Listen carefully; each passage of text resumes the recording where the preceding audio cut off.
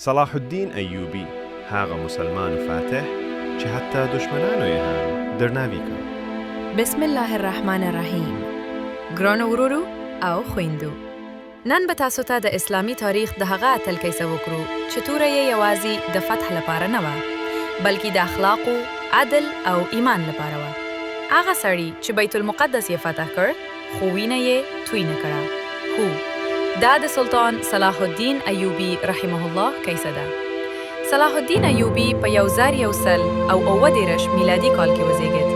هغه د شتمنۍ او عیاشۍ انسان نه و، بلکې د علم، تقوا او نظم سړی و.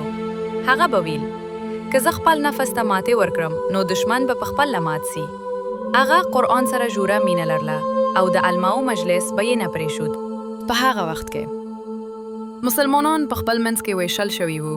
صلیبیانو بیت المقدس نه ولی وو. ظلم، قتل او بې عدالتي روانه وه. صلاح الدین پوهېده چې یوازې توره کافي نه ده. لومړی باید امت یو موتی شي.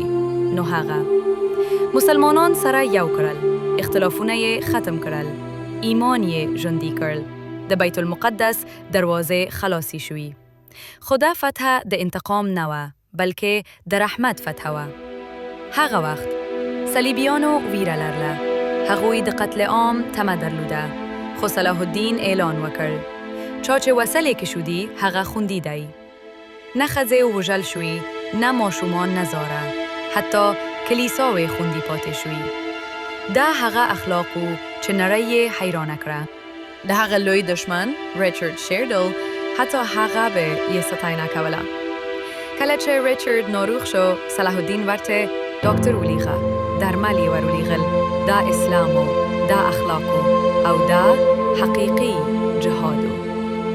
ګرانو ورورو، صلاح الدین موږ ته دا درس راکوي چې بریا یوازې په زور نه ده، بلکې بریا په ایمان ده، بریا په اخلاقو ده، بریا په یووالي ده. که نن امت د صلاح الدین لاره خپله کړي نو بیا به تاریخ بدل شي. که دا کیسه دې خوښه شوه، ویډیو لایک کړه او له نورو سره یې شریکه کړه. او که غواړئ چې د اسلامي تاریخ نورې دا ډول کیسې واورئ، چینل سبسکرایب کړه. السلام علیکم ورحمة الله وبرکاته.